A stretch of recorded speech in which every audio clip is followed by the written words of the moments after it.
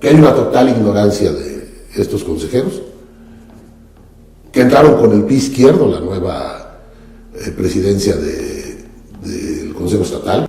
Nuestra meta es tener cuando menos 8 presidencias municipales, entre ellas Ciudad Valles, donde estamos muy fuertes y el candidato está prácticamente amarrado para que vayamos allá en Ciudad Valles con este candidato.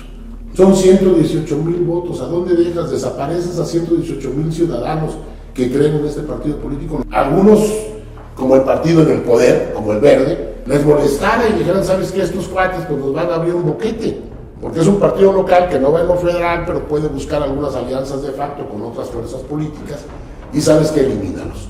Por supuesto que nosotros vemos en José Luis un futuro gobernador dentro de 5 años. Señor Guillermo Olvera, le agradecemos mucho que nos acompañe el día de hoy en Astrolabio. Gracias, Abelardo. Agradezco profundamente la invitación. Creo que es muy importante que a través de los medios demos a conocer la opinión de las personas, de los institutos, de los partidos y de la ciudadanía en general, que tenemos mucho interés en que nuestro país y nuestros estados salgan adelante. Bien, nos interesaba platicar con usted sobre todo del tema del partido del cual es dirigente, redes sociales progresistas. Y justo en esta frase creo que reside la primera parte de la pregunta. ¿Aún existe redes sociales progresistas en San Luis Potosí? Claro, existe más que nunca.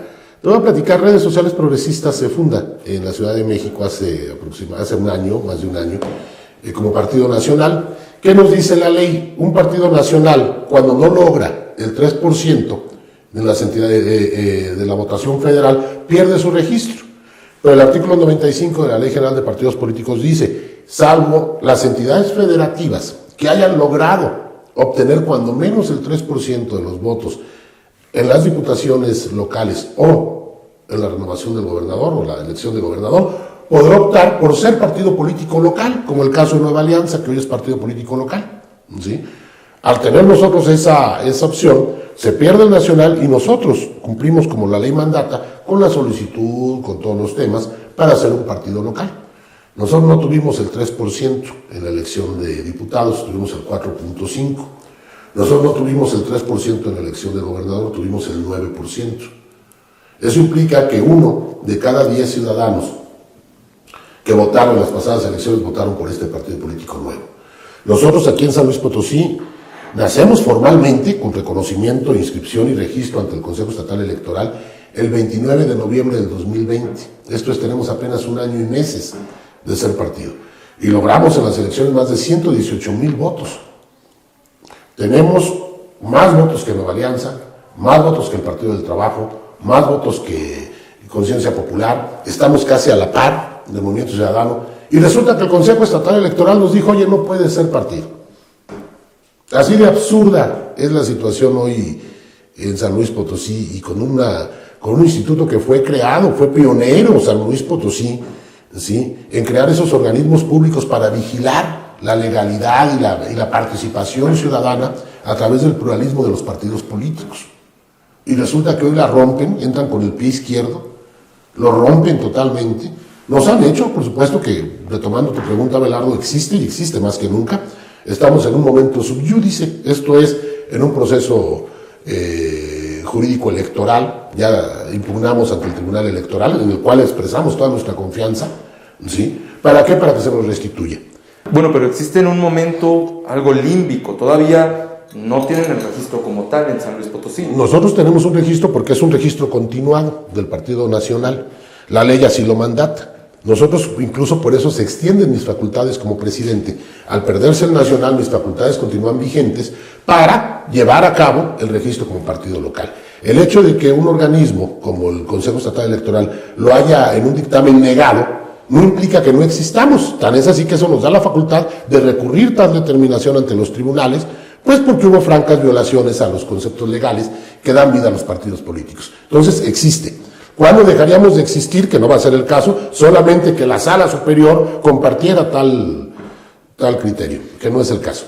Ahora, usted comenta que entonces no hubo razones legales o que no se le ha dado una justificación de por qué se les negó el registro. La ley me dice, además, en esa ley secundaria, porque la máxima ley, la Constitución, el artículo 41 dice solamente el 3% en estas elecciones, no habla de municipios ni habla de nada.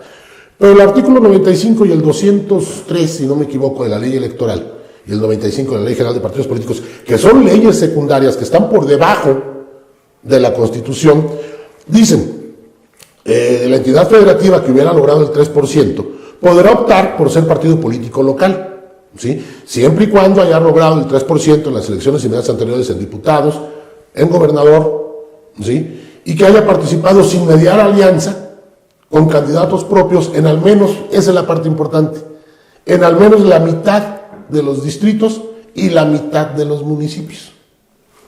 Ese ya es un requisito extra. Pero bueno, yo participé no solamente en la mitad de los distritos, tenemos 15 distritos, fui en los 15 distritos, 15 diputados. La ley dice, perdón, se me pasó, es postular, siempre y cuando hubiere postulado candidatos en al menos la mitad de los distritos y de los municipios. Yo postulé en el 100% de los distritos y postulé en 30 municipios de los 58 que tenemos. La ley es muy clara, dice postulación. No registro. No registro. Pero bueno, vamos a ir todavía más allá, ¿sí? Eso lo que te decía la sobreregulación, no lo entienden.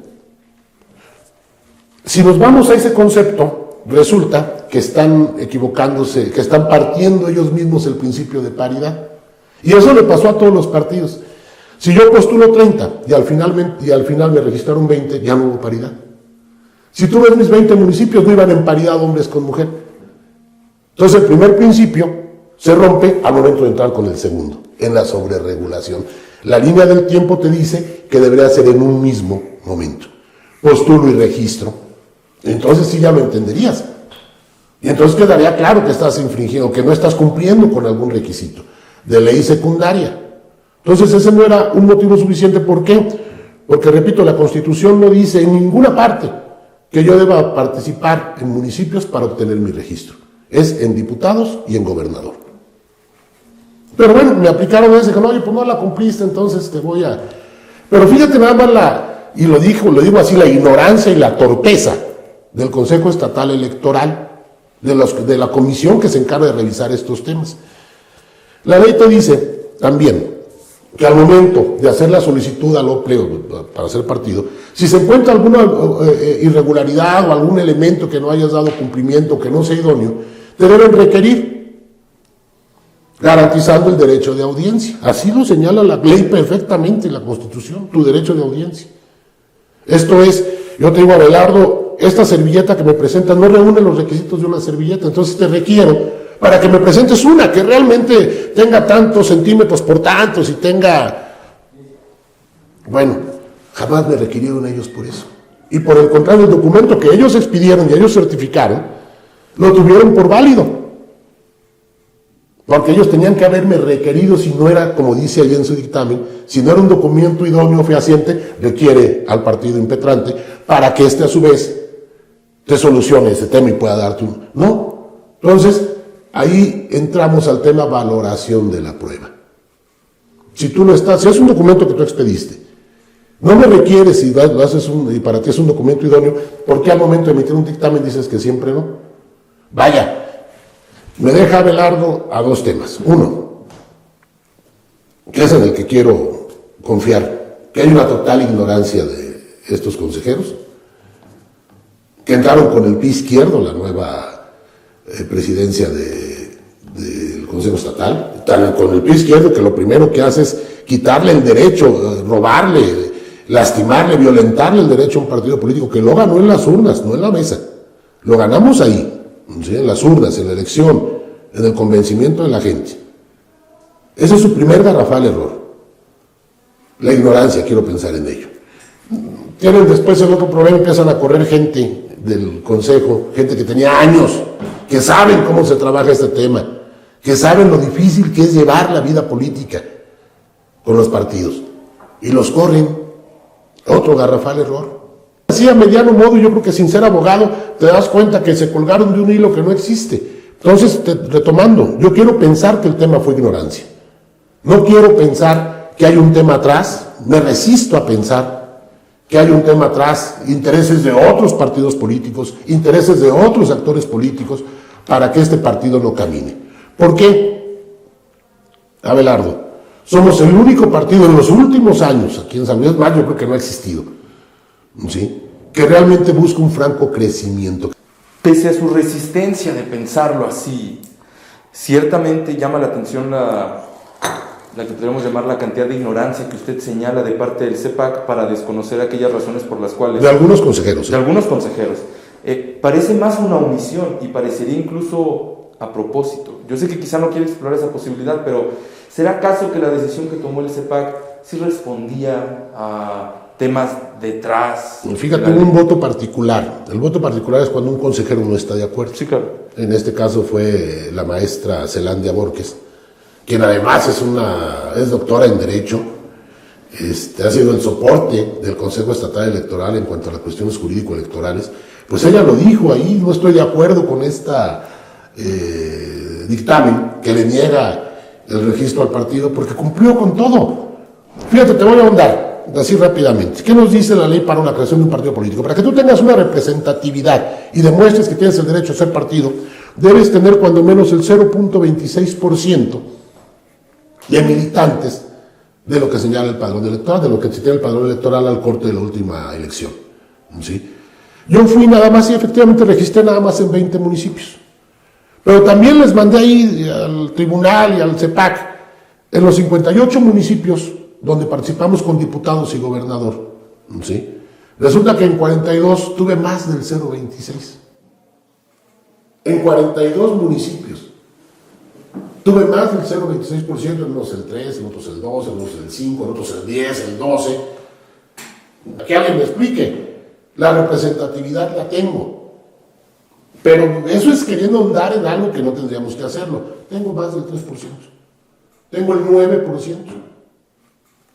Son 118,000 votos. ¿A dónde dejas? Desapareces a 118,000 ciudadanos que creen en este partido político, los borras de... Esa es la función de un Consejo Estatal Electoral y de participación ciudadana.